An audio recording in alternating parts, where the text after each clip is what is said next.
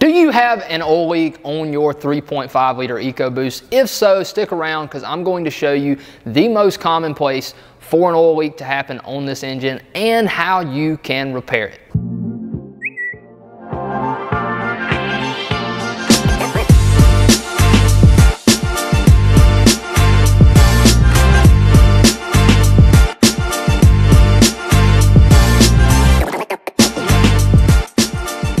What's going on YouTube? Welcome back to the channel. If you're new here, my name is Mason and I am a Ford technician. The goal here at this channel is to help you guys out in diagnosing and repairing your vehicles, or at least understanding the diagnosis and repairs that are being made to your vehicle at the shop, at the dealer. So that is pretty much my entire goal with this channel. So to help you find your way back, make sure you have hit that subscribe button. So you have developed a huge oil spot in your nice, perfect, clean driveway. Now you're scratching your head wondering why your big, bad, nice F-150 truck is leaking oil. I'm here to tell you that the majority of all oil leaks I have seen on 3.5 liter EcoBoost have been caused by the vacuum pump. So this actually only applies to the 2011 to 2016 F-150s and Expeditions. They got rid of the mechanical vacuum pump starting with the 2017 model F-150. If you're trying to determine if the vacuum pump is the cause of your oil leak, the first thing you're going to do is check on the back of the passenger side cylinder head. The vacuum pump is located on the back of this cylinder head and is driven by the camshaft. Usually you can verify that the vacuum pump is the cause, is the culprit cause, whatever you want to call it, of your oil leak by just taking a glance at the passenger side of the transmission bell housing.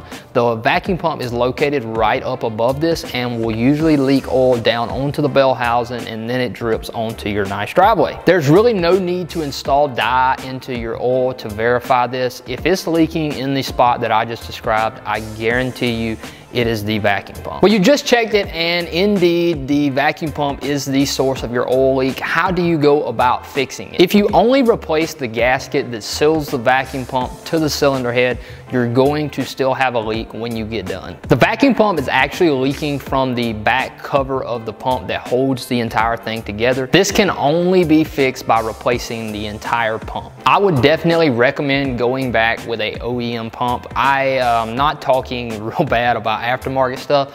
I personally just have not had good luck with them. The Motorcraft part number for this pump is BRPV-23.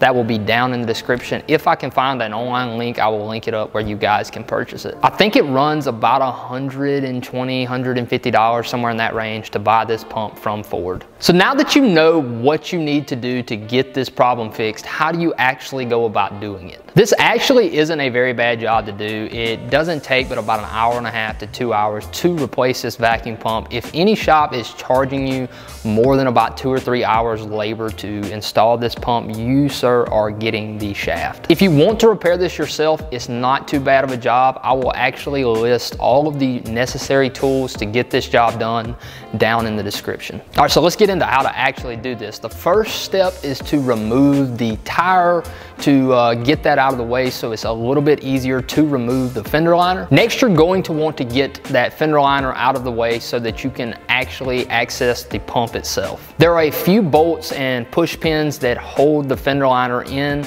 After removing those, you can bend the fender liner around to get it out of the wheel well. Don't worry, I've done hundreds of these things, and I too sometimes still get pissed off at that fender liner. It can be a real pain to get out. After you've finished all that cussing to get the fender liner out, if you look up on the back side of the cylinder head, you're going to see the vacuum pump located very, very close to the firewall there. There's one push pin in that vacuum pump that you need to remove, and one more on the valve cover.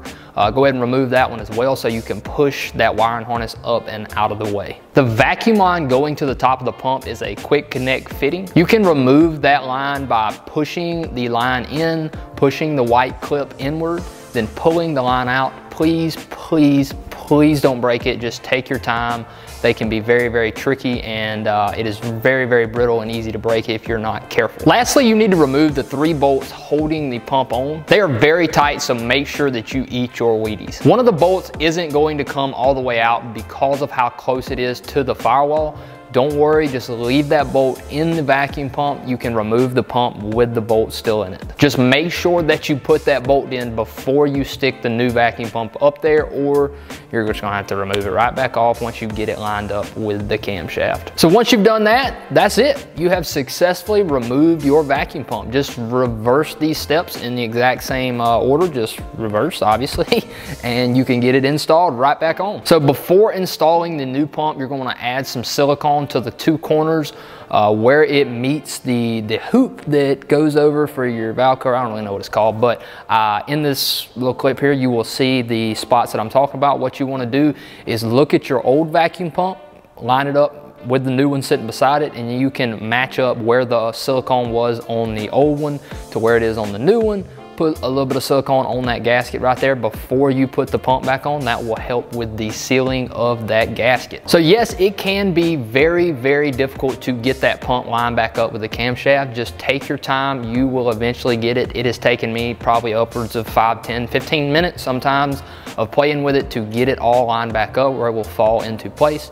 Don't worry, just take your time, you will get it, I promise. So I hope that answered all of your questions about this super common oil leak from the vacuum pump on the 3.5 EcoBoost. So that's pretty much going to wrap up this video. If you haven't already, please, please, please go hit that like button for me. It is free and it really, really helps support this channel. Also, let me know down in the comments some of you guys' experience with doing this repair. I would really love to hear from some of you. I would do my very best to get back with all of you down there in the comments, so hit me up. As always, I appreciate you guys watching and hanging out with me. I hope y'all really, really enjoyed it. I will see y'all in the next one. Peace.